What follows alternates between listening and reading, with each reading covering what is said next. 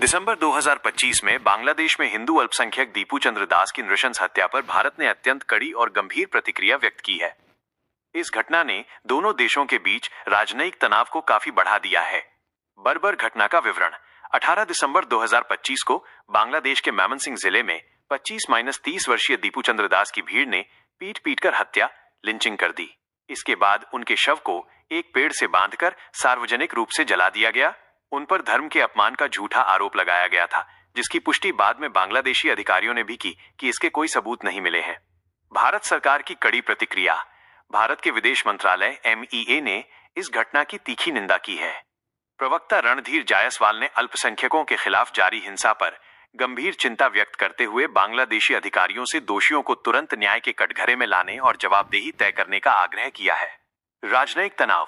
इस घटना के बाद भारत ने बांग्लादेश के उच्चायुक्त रियाज हामिदुल्लाह को तलब किया। जवाब में बांग्लादेश ने सुरक्षा चिंताओं का हवाला देते हुए नई दिल्ली और अगरतला में अपनी वीजा और कॉन्सुलर सेवाएं निलंबित कर दी हैं। देशव्यापी आक्रोश। दिल्ली में बांग्लादेश हाई कमीशन के बाहर भारी विरोध प्रदर्शन हुए, जिसमें हिंदू संगठनों और आम नागरिकों ने सख्त कार्रवाई की मांग की। बॉलीवुड हस्तियों जैसे जाह्नवी कपूर, रवीना टंडन और काजल अग्रवाल ने भी सोशल मीडिया पर इस लिंचिंग को बर्बर और मानवता का कत्लेआम बताते हुए अपना गुस्सा जाहिर किया है।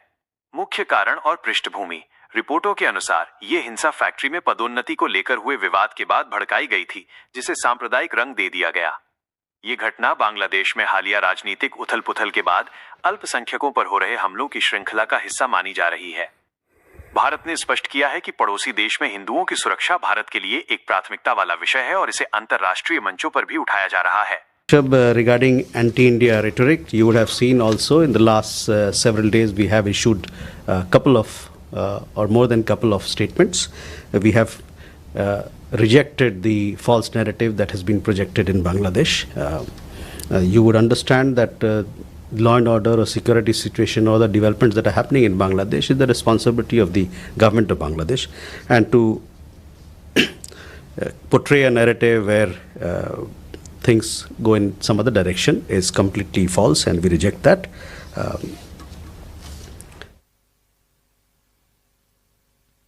Akhilesh, your question regarding minorities, we are all aware of the recent developments in Bangladesh. We have been closely following them, and as far as law and order situation is concerned, I have been apprising you from time to time as to what our position has been or should be and is today.